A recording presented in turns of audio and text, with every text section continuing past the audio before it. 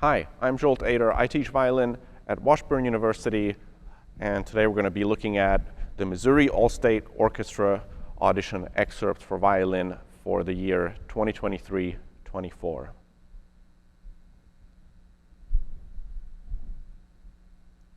So first we have Mendelssohn Symphony No. 3, one of my favorite pieces. I think one of the important things in this one is to nail the tempo right from the top. I think 100 is the right idea there. You also want to make sure it stays very pianissimo all the way through until he writes crescendo on the third line. Another important thing, make sure you're really showing the difference when there's a 3/8 note slur and when there's a 2/8 note slur followed by a separate note. That has to be very clear and very deliberate. So when you have a 2/8 note slur followed by a separate 8th note, lots of separation and lots of articulation on that. Another hard thing in this one, I think, is to really show the 4-bar phrases in the first 2 lines. Remember, make it musical. Every beat can't sound the same. Really sculpt your phrases, your 4-bar phrases. It usually goes to the 3rd or the 4th bar of each unit. And then in the 3rd line, we have a crescendo finally, and it can start to get really quite intense.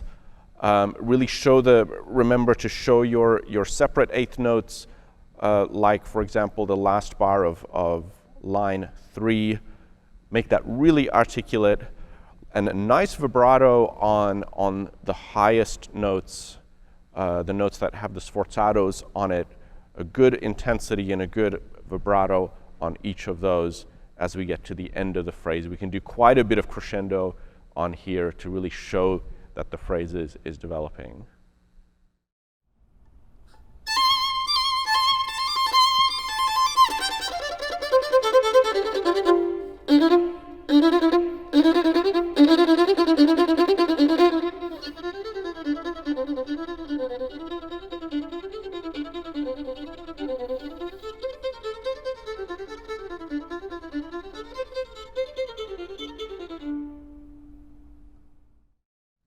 All right, we have the Smetana Overture to the Bartered Bride, a really brilliant virtuoso orchestra piece, quite difficult on the violin. We have to make sure that we're very consistent with our tempo. Obviously, half note equals 138 is a good tempo. Make sure we're getting off of our tied over notes in the right place at the beginning, sticking right with the metronome.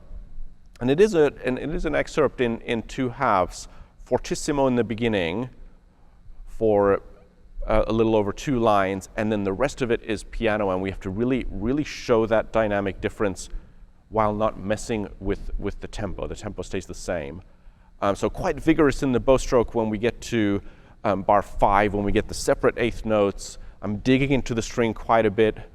And we want to be on the G string on the 2nd line. It gives more power to the sound on those accents. And then subito piano there on the 3rd line on that 2nd 8th note of the bar. Although you want to make sure that the notes are still audible and clear. He didn't write pianissimo, so there still has to be that little bit of a little bit of sound there where we get the clarity, so not too soft. Bow stroke is difficult here because it should be off the string when we get to the piano, but if we're too off the string, it gets a little bit messy. So I actually stay really quite close to the string, and with a relatively strong contact point, quite full hair, but very little bow. So that's going to give me that sort of crisp articulation. I'm not coming off the string very much at all. My bow is staying pretty much on the string, but because of the strong contact point, it's going to give it that separation all the way to the end. It needs to be very, very clear. We need to hear every single one of those notes.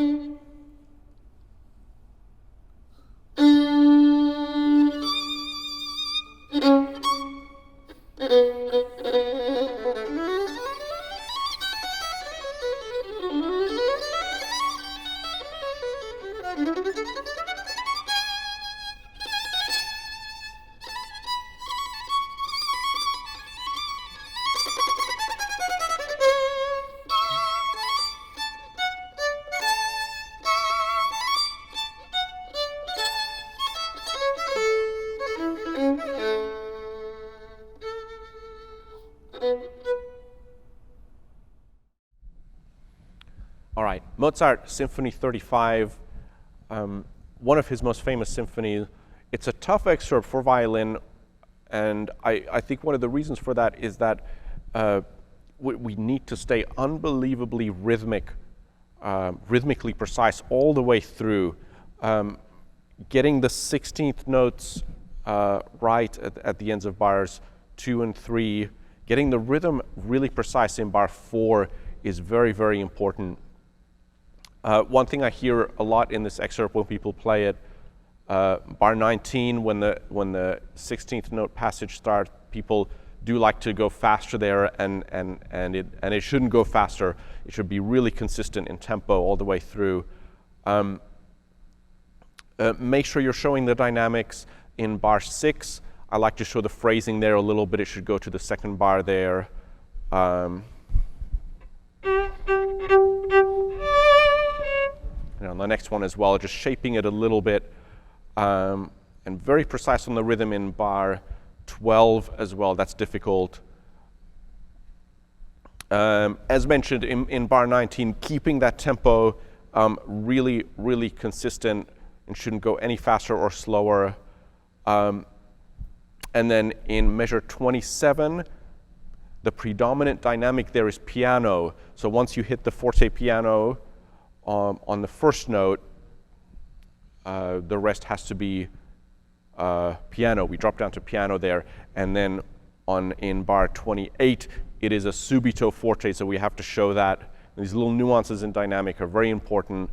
And keeping that sort of that rhythm very poised and precise for the rest of it, and starting in bar 29.